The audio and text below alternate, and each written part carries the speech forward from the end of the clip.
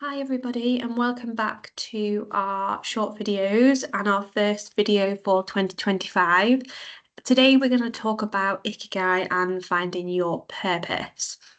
So you may be wondering what Ikigai is and what relevance it has to your career progression and your next steps. So we're going to talk a little bit to start off about what Ikigai is. Now, Ikigai is pronounced Ikigai, and it's a Japanese philosophy that helps people find a sense of purpose. So when it comes to your career and making decisions, it's sometimes important to reflect on what is important to you, where you feel like you fit within the world, etc. And Ikigai is just a useful tool that careers advisors and professionals sometimes use to help you explore that a little bit further and do some reflective thinking. So I'm just going to talk you through Ikigai today, and hopefully that will help you support you to start making those career decisions. It is a bit of a process, and it doesn't work for everybody. So I'll just say that from the start. There's lots of different ways that we can explore that decision-making process. Ikigai is just one of them. So moving on to the actual Ikigai itself. So on the screen, you can see that there are lots of circles that make up the Ikigai. Now, Ikigai is broken up into sort of four main sections. And what we would encourage you to do to start thinking about your career decision making process is to try and break it up into these four sections.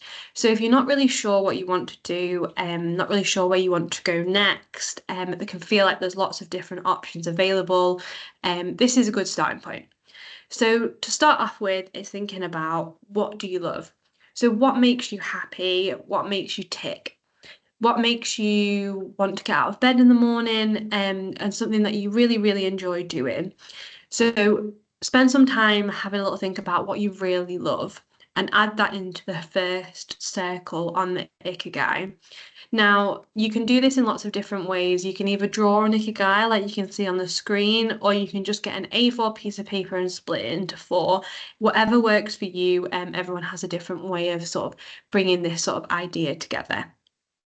So for your first square or circle or whatever that looks like for you, have a think about what you love. Then move on to thinking about what you're good at. So think about your skills and your strengths. We talk a lot in Grow Your Future about skills and strengths and how important it is to be able to talk about those. And that's also the what links with what you are good at. So that could be lots of different things. It could be linked to your degree program in terms of like research analysis. It could be looking at data, etc., things that you would sort of identify as things that you are good at. Or it could be broader. It could be things like working with people or being able to go into a room and make people feel comfortable. These are all different things that we could say we are good at. So spend a little bit of time thinking about that. Now, this is quite a difficult section as well because it naturally a lot of us don't like talking about the things that we are good at. If you are finding this really, really difficult, maybe ask family, ask friends. They may be able to help you identify some of the things that you could put in this section. The next one to talk about is what can you be paid for? So it's also important to think about, well, what can I actually be paid for? Looking at the Ikigai in terms of like what you love and what you're good at is all good in terms of these are really nice things that you like doing, but it's important to also think about what can you actually be paid for. When we're thinking about our career, we need to find a way of financially supporting ourselves as well. So think about things that you like doing or roles that you've maybe thought about that you could be paid for, that link to your interests, etc. So fill out that section there with some ideas of that, what that might look like for you.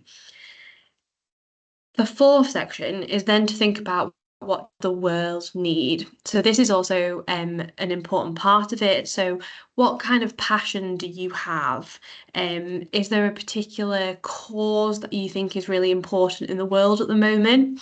For example, some people might identify environmental factors or sustainability as an important thing that the world needs, thinking about climate change and global warming. For this, put in this section things like wanting to end poverty or change the way that society views certain people. So this is more thinking about that bigger picture and what that looks like. And what you'll start to build, hopefully, is a bit of an overview of you and what is important to you. Now, the sections on what you can be paid for and what the world needs will look different for everybody. And this is important because that then helps identify what things are important to you and what skills you could maybe use to apply to those different things. And that starts to build together, hopefully some more ideas than you initially had at the start. When you finish your Ikigai, whether that's on a piece of paper, you've jotted some notes down during this video, it's then important to think about maybe common themes and overlap between the sections. If there is overlap, that's great. Then start to think about what that overlap could maybe translated into in terms of a job. Don't worry if there isn't overlap. Use each section as a starting point to explore your ideas further. So sometimes it's just Ikigai can be quite useful for just taking that step back and giving yourself some time to mull over your thoughts and what you're looking for in a future career.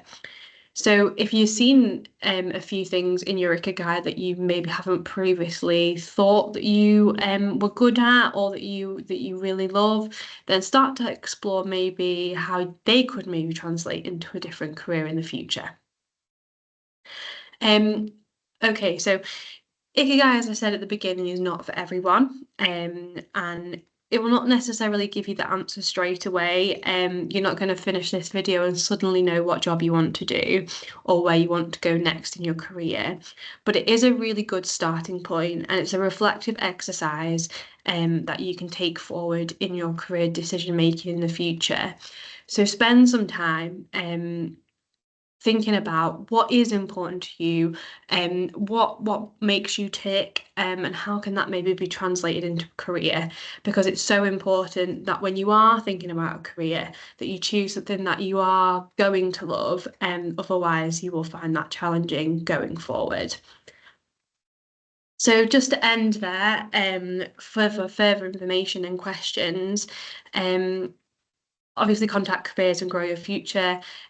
We have lots of different appointments available for you to book through Careers Connect. If you've started your Ikigai and you have no idea where you're going with it, book an appointment and have a chat with us about what that looks like for you.